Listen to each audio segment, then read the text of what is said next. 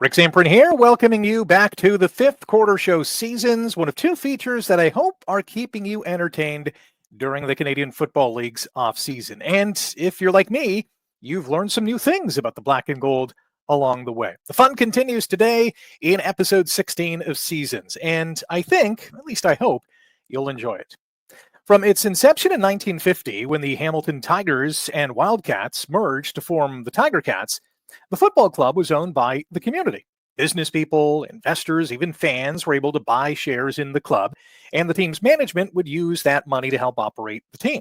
The ownership structure still exists in 2025 in the CFL in places like Winnipeg and Saskatchewan. But in the 1970s, the Ticats abandoned the community ownership model. In this edition of Seasons, we're going back to 1974. Canada had won the Summit Series in 72. The Hamilton Hurricanes were crowned Canadian Junior Football League champions that same year, and the Hamilton Place Auditorium opened a year later. In 1976, the Hamilton Fin Cups won the Memorial Cup. Hamilton Mayor Victor Copps was forced to leave office after suffering a heart attack while running the Around the Bay road race. And the Hamilton Spectator moved to its new home on Frid Street.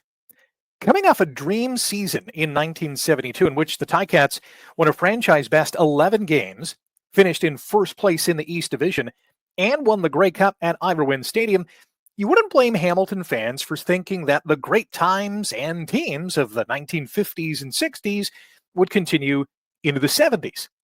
But the club and their faithful following were in for a rude awakening.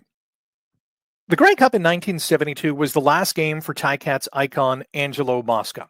Veteran receiver Tommy Joe Coffey left for the Toronto Argonauts, while stars like Garnie Henley, Bill Danichuk, Rooster Fleming, and Bob Krause got another year older. The Cats did have a nice crop of youngsters, such as Rookie of the Year quarterback Chuck Ely, ball-hawking defensive back Al Brenner, receiver Tony Gabriel, Grey Cup winning kicker Ian Sunter, and running back Dave Buchanan, who had just rushed for a franchise-best 1,163 yards. But it turns out the defending Grey Cup champions made a mess of the 1973 season. For one, Ely did not match the sensational stats that he put up in his rookie year of more than 2,500 passing yards, 22 touchdowns, and only 8 interceptions. In 73, Ely passed for 2,300 yards, 14 TDs, and he had just as many interceptions. While Buchanan sat out the year because of a contract dispute, and the Cats slumped to a 7-7 record, landed in last place in the East for the first time since 1960, and for only the second time since the merger back in 1950. Following the 1973 season, the Ticats franchise was purchased by Hamilton businessman Michael DeGroot. DeGroot had bought a small trucking company based out of Hagersville called Laidlaw Transport in 1959, and he turned it into the largest school bus company and third largest waste management company in North America. His growing wealth propelled him into the world of professional sports as the Tiger Cats entered the 1974 season.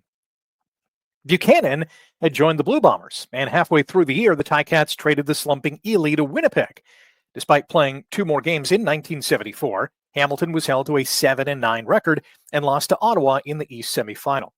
The Ticats were even worse in 1975 after Brenner left for the Bombers and Gabriel landed in Ottawa. Hamilton fell to 5-10-1 and suffered another East semifinal defeat, this time against Montreal.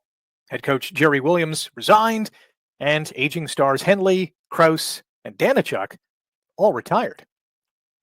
The 1976 campaign did not begin as planned under new head coach George Dixon. After Hamilton lost all 4 of their preseason games and their first 2 games of the regular season, Dixon was fired by general manager Bob Shaw, who took over as head coach. The team finished 8-8 with former Alouettes quarterback Jimmy Jones leading the offense, along with a rookie running back named Jimmy Edwards, who burst onto the scene with 1,046 rushing yards and 7 touchdowns. After blitzing Montreal 23-0 in the East Semi, the Cats lost 17-15 against Ottawa in the Eastern Final. Edwards was even better in 1977 when he was named the CFL's most outstanding player after recording 250 carries for a team record and league-leading 1,581 yards while adding 6 majors. But the 77 Cats went 5-11 and finished last in the East for the second time in 5 years. From 1973 to 77, the Tiger Cats won 32 games, they lost 45, and they tied 1. By far, the franchise's worst 5-year stretch since the 1950 merger. Fans who were used to cheering for perennial cup contenders were growing restless and demanding improvement. Little did they know the next change would be bigger than they expected, and improvement would still be years away. We'll tackle that on the next episode of the Fifth Quarter Show Seasons. A new episode drops every Tuesday. Get ready for another installment of Legends this Thursday, when you will learn more about another all-time great. Click subscribe and the like button. Please leave me a comment and tell your friends about the Fifth Quarter Show. Until next time, Oskee Wee Wee.